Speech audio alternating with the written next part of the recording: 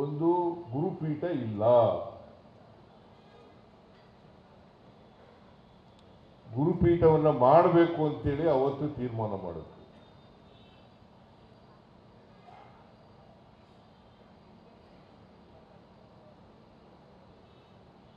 ಆ 500ನೇ ಜಯಂತ್ಯೋತ್ಸವವನ್ನು ಬಹಳ ಅದ್ದೂರಿಯಾಗಿ ಮಾಡೋದು, ಇಡೀ ವರ್ಷ ಆಚರಣೆ ಮಾಡ್ತಕ್ಕಂಥ ಕೆಲಸವನ್ನು ಮಾಡೋದು.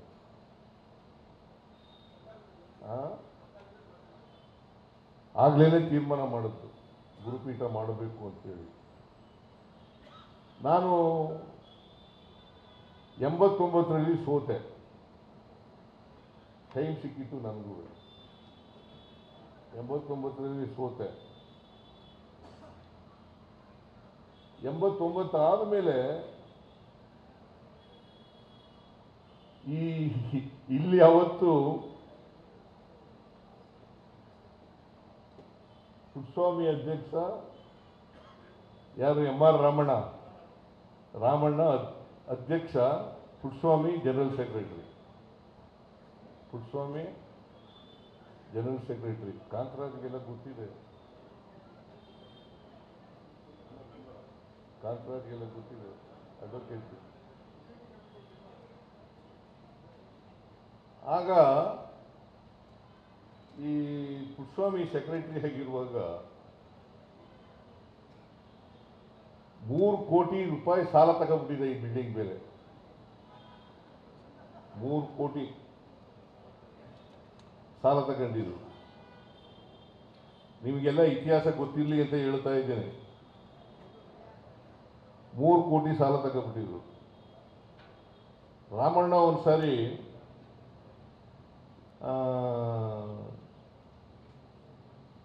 ಪುಟ್ಟಸ್ವಾಮಿಗೆ ಫೋಟೋಗಳು ಹಾಕಬೇಕು ಅಂತ ಹೇಳ್ತಾ ಇದ್ದಾರೆ. ಇಲ್ಲೆಲ್ಲ ಕುರುಬರ ಸಂಘದಲ್ಲಿ ಫೋಟೋ ಹಾಕಬೇಕು ಅಂತ ಹೇಳ್ತಾರೆ. ಆಗ ಪುಟ್ಟಸ್ವಾಮಿ ಏನು ಹೇಳ್ತಾನೆ ಗೊತ್ತಾ, ರಾಮಣ್ಣ ನಿಮಗೆ ಜೀವಂತವಾಗಿ ಹೊಡೆದ್ಬಿಟ್ರೆ ಹೆಂಗೆ ಗೋಡೆ ಮೇಲೆ ಯೇಸು ಕ್ರಿಸ್ತನ ಮಾಡಿದ್ರಲ್ಲ, ಗೊತ್ತಾಯ್ತೇನೆ? ರಾಮಣ್ಣನಿಗೆ ಜೀವಂತವಾಗಿ ಗೋಡೆಗೆ ಹೊಡೆದು ಬಿಡೋದು, ಮೊಳೆ ಹೊಡೆದು ಬಿಡೋದು, ಯೇಸು ಕ್ರಿಸ್ತನ್ ಮಾಡಿದ್ರಲ್ಲ ಹಂಗೆ ಮೊಳೆ ಹೊಡೆದು ಬಿಟ್ರೆ ಹೆಂಗೆ ಅಂತ ಹೇಳ್ತಾರೆ. ಪಾಪ ರಾಮಣ್ಣ ಎದುರ್ಕೊಂಡು ಸುಮ್ಮನಾಗ್ಬಿಡ್ತಾನೆ. ಅಷ್ಟೊಂದು ಆ ಕಾಲದಲ್ಲಿ rowdy Puttaswamy and gang rowdy. ನಾನು ಸಾರಿಗೆ ಮಂತ್ರಿ ಆಗಿದ್ನಲ್ಲ, ನಮ್ಮ ಮನೆಗೆ ಬರಬೇಕಾದ್ರೆ 2 ಕಾರ್ ತುಂಬ ಜನಗಳು ಕರ್ಕೊಂಡು, 2 ಕಾರ್ ತುಂಬ ಮನೆಗೆ ಬರೋದು.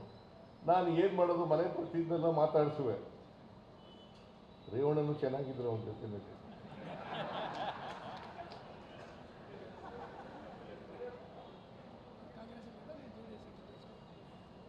ಬಹಳ ಚೆನ್ನಾಗಿದ್ರು. ವಿಶ್ವನಾಥ್ನು ಚೆನ್ನಾಗಿದ್ದ. ವಿಶ್ವನಾಥ ಅಂತ ಹೇಳ್ತಾರಲ್ಲ, ಮಾಜಿ ಮಂತ್ರಿ, ಅವನು ಚೆನ್ನಾಗಿದ್ದ ಪುಟ್ಟಸ್ವಾಮಿ ಜೊತೆಯಲ್ಲಿ. ಅವನ್ ಕಂಡ್ರೆ ಎಲ್ಲ ಎದುರ್ಕೊಳ್ಳೋರು. ಒಂದ್ಸಾರಿ ನಾನು MLA ಆಗಿದ್ದೆ.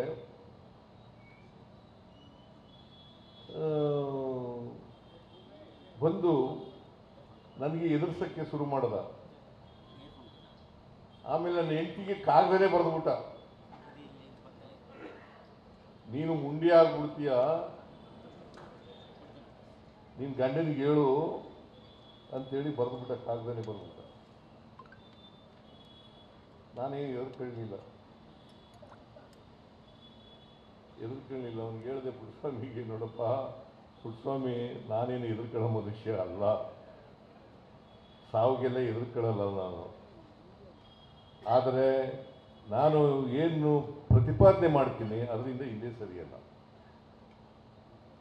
ಅಂತ ಹೇಳಿ, ಆಗ ಹುಟ್ಟೋದ್ನ ಇವನು ಕೃಷ್ಣಪ್ಪ ಹುಟ್ಟೋದ್ನ ನಾನು ಬಹಳ ಬುದ್ಧಿವಂತಿಕೆ ಮಾಡಿ, ಜನರಲ್ ಎಲೆಕ್ಷನ್ ಇತ್ತು. ಅವನು ಯಾರ ಜೊತೆ ಇದ್ದ ಅಂತಂದ್ರೆ, ಕೊತ್ವಾಲ್ ರಾಮಚಂದ್ರ ನಮ್ಮ ಮಾವ ಹೇಳ್ತಾ ಇದ್ದ, ನಮ್ಮ ಮಾವ ಒಬ್ಬ ಮೆಂಬರು, ಇದಕ್ಕೆ ಕುರುಬರ ಸಂಘಕ್ಕೆ ಮೆಂಬರು. ಕೊತ್ವಾಲ್ ರಾಮಚಂದ್ರನ ಕುಳ್ಳಿಸ್ಕೊಂಡು ಒತ್ತಾಕಬಿಟ್ಟಿದ್ದ ಓಟು, ಅವ್ನಿಗಾಗಿ ಗೆದ್ದಿದ್ದದು. ಇನ್ನೊಂದು ಎಲೆಕ್ಷನ್ ಬಂತು, ಈಗ ಶ್ರೀನಿವಾಸ ನಗರ ಅಂತ ಹೇಳ್ತೀವಲ್ಲ, ಅಲ್ಲಿ ಎಲೆಕ್ಷನ್ ನಡೆಸ್ತಾ ಇದ್ದ. ನಾನು ಹೋಗಿ ಪುಟ್ಟಸ್ವಾಮಿಗೆ ನನ್ನ ಜೊತೆ ಚೆನ್ನಾಗೂ ಇದ್ದ, ಮತ್ತು ಹಿಂದ್ಗಡೆ ಎಲ್ಲ ಏನು ಬೇಕೋ ಎಲ್ಲರೂ ಮಾಡೋದು ನಂಗೆ ಎದುರಿಸೋಕ್ಕೆ.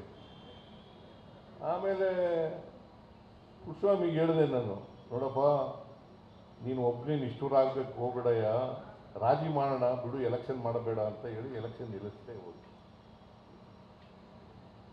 ಎಲ್ಲೆಲ್ಲ ಎಲೆಕ್ಷನ್ನು, ಕುರುಬರ ಸಂಘದ ಎಲೆಕ್ಷನ್ನು, ಅಧ್ಯಕ್ಷರಿಗೆ ನಿಂತ್ಕೊಬಿಟ್ಟಿದ್ದಾವ,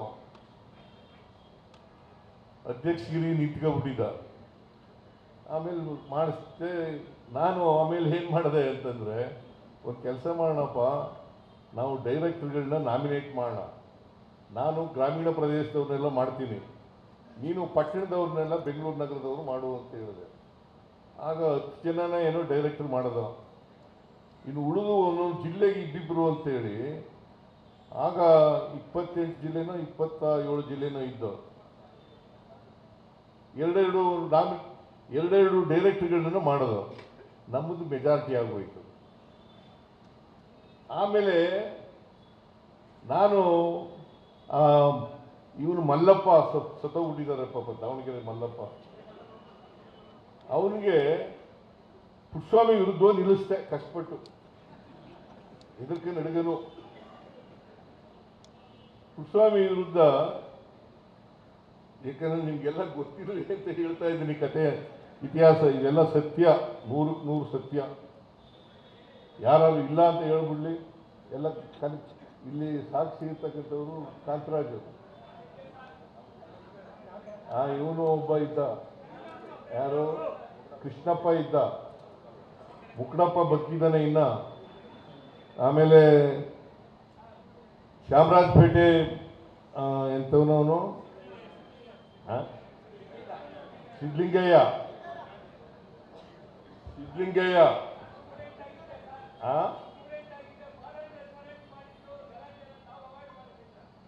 ಕೂತು. ಆಮೇಲೆ ಸಿದ್ಲಿಂಗಯ್ಯ ಇದ್ದ, ನಗರ ಪಾಲಿಕೆಯಲ್ಲಿ ಇದನ್ನೆಲ್ಲ ಯಾರು ದಾಸಪ್ಪ ಅಂತ ಹೇಳ್ತಾನೋ, 4th ಕ್ಲಾಸ್ ಎಂಪ್ಲಾಯಿ ಇದ್ನಲ್ಲಯ್ಯ.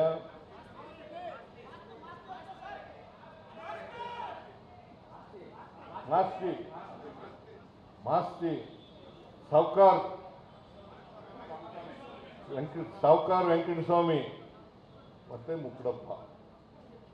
ಆಮೇಲೆ ನಮ್ಮ ದೇವನಹಳ್ಳಿಯವನು ಇಂಜಿನಿಯರ್ ಇದ್ನಲ್ಲ, ಯಾರು ನಾಗಣ್ಣ. ಇವರಿಷ್ಟು ಜನ ನಾವೆಲ್ಲ ಮಾತಾಡ್ಕೊಂಡು ಪುಟ್ಟಸ್ವಾಮಿನ ಹೊರ ಹಾಕೋದು ಹೆಂಗೆ ಅಂತ ಯೋಚನೆ ಮಾಡಿದ್ವಿ. ಪುಟ್ಟಸ್ವಾಮಿನ ಹೊರ ಹಾಕೋದು ಹೇಗೆ ಅಂತ ಯೋಚನೆ ಮಾಡಿದ್ರು. ಎಲೆಕ್ಷನ್ ನಡೀಲಿಯಪ್ಪ ಅಂತಂದ್ರೆ, ನೋಡಪ್ಪ ಮಲ್ಲಪ್ಪ ನಿಂತ್ಕೊಬಿಟ್ಟಿದ್ದಾನೆ ಎಲೆಕ್ಷನ್ಗೆ, ಅವ್ನು ತೆಗಿಯಲ್ಲ ಅಂತ ಇದ್ದಾನೆ, ಎಲೆಕ್ಷನ್ ನಡೀಲಿ. ಕೃಷ್ಣಪ್ಪ ಇದ್ನಲ್ಲ, ಕೃಷ್ಣಪ್ಪ ಇವನು ಜನರಲ್ ಸೆಕ್ರೆಟರಿ, ನಿಲ್ಲಿಸ್ತೆ. ಕೃಷ್ಣಪ್ಪ ಅಲ್ಲ ಮಲ್ಲಪ್ಪ ಅಧ್ಯಕ್ಷ.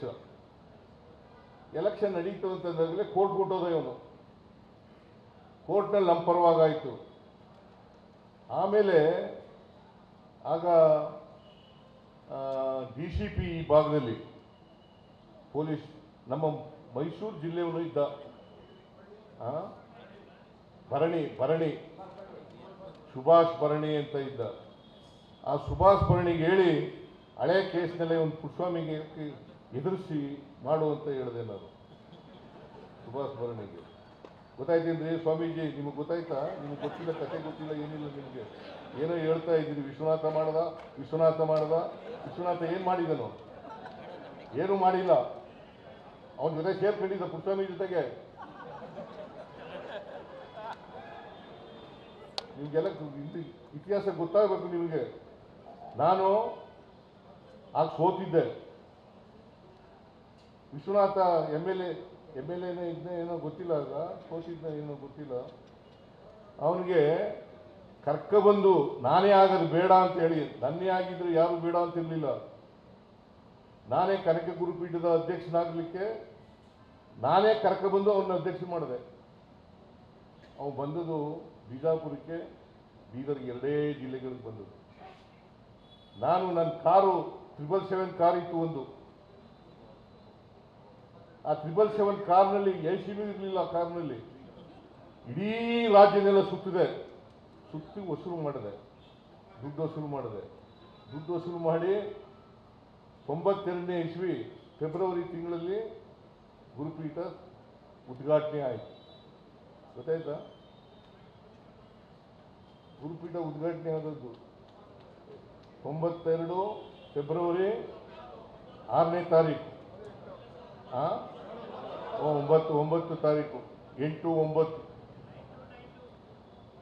ಬಂಗಾರಪ್ಪ ಮುಖ್ಯಮಂತ್ರಿಯಾಗ ಬಂಗಾರಪ್ಪನ ಮನೆಗೆ ಕರೆಯಕ್ಕೆ ಹೋಗಿದ್ದ. ಬಂಗಾರಪ್ಪನ ಮನೆಗೆ ಕರೆಯಕ್ಕೆ ಹೋಗಿದ್ದಾಗ ಅವನು 25 ಲಕ್ಷ ರೂಪಾಯಿ ಕೊಡ್ತೀನಿ ಅಂತಂದ್ರು ಬಂಗಾರಪ್ಪನವರು. ನಾನು ಬೇಡ ಅಂತೆ. 1 ರೂಪಾಯಿನೂ ಯಾರ ಹತ್ರನೂ ತಗೊಳ್ಳಲ್ಲ. ನಾವು ಕುರುಬರಿಗೆ ಶಕ್ತಿ ಇದೆ ಮಾಡೋಕ್ಕೆ ಅಂತೇಳಿ ಸುಮಾರು. ಆಮೇಲೆ ಕೋಡೆ ಊಟ ಹಾಕ್ಸಕ್ಕೆ ಬಂದಿದ್ದ. ಅಲ್ಲಿ ಕಾಗಿನೆಲೆಯಲ್ಲಿ ಊಟ ಹಾಕ್ಸಕ್ಕೆ ಸುಮಾರು 5 ಲಕ್ಷ ಜನ ಸೇರಿದ್ರು. ಅವ್ರಿಗೆಲ್ಲ ಊಟ ಹಾಕಿಸ್ತೀನಿ ಅಂತ. ಊಟ ಮಾಡಿಸೋದು ಬೇಡ ಅಂತೇಳಿ ನಾವೇ ಊಟ ಹಾಕಿಸ್ದೋ. ಅಪ್ಪ ಎಲ್ಲರಿಗೂ ಹಾಕೋಕ್ಕಾಗಲಿಲ್ಲ, ಅದು ಬೇರೆ ಪ್ರಶ್ನೆ. ಎಲ್ಲರಿಗೂ ಹಾಕೋಕ್ಕಾಗಲಿಲ್ಲ, ಬಟ್ ಅವರೇ ಜನ ಬಂದಿದ್ರು. ನಾವೇನು ಒಂದು ವೆಹಿಕಲ್ ಮಾಡಿರಲಿಲ್ಲ, ಏನಿಲ್ಲ. ಅವರೇ 5 ಲಕ್ಷ ಜನ ಬಂದಿದ್ರು. ಹೈಯೆಸ್ಟ್. ಆಮೇಲೆ ಈ ಕೇಂದ್ರದಲ್ಲಿ ಮಂತ್ರಿಯಾಗಿದ್ದ ಇವನು ಶರದ್ ಪವಾರ್, ಡಿಫೆನ್ಸ್ ಮಿನಿಸ್ಟ್ರು, ಅವ್ರನ್ನ ಕರೆಸ್ತು. ಅವ್ರ ಉದ್ಘಾಟನೆ ಬಂಗಾರಪ್ಪನವರು ಮುಖ್ಯಮಂತ್ರಿ ಆಗಿದ್ರು, ಅವರ ಅಧ್ಯಕ್ಷತೆ ಅದನ್ನು ಮಾಡಿದ್ದು. ಅಲ್ಲಿ ಉದ್ಘಾಟನೆ ಆಯಿತು. ಅದು ಉದ್ಘಾಟನೆ ಆದಮೇಲೆ ಎಂತ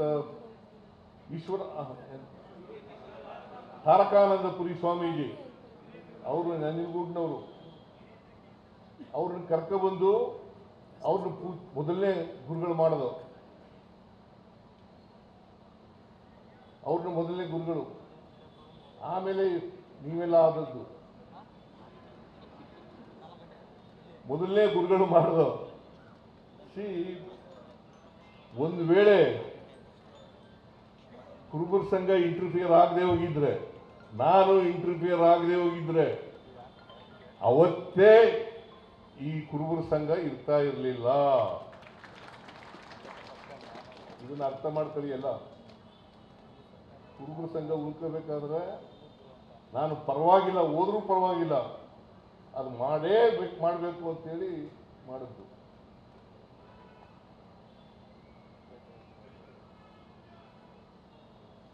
ನನಗೆ ಎದುರಿಸಿ ನನ್ನ ಎದುರುಗಡೆ.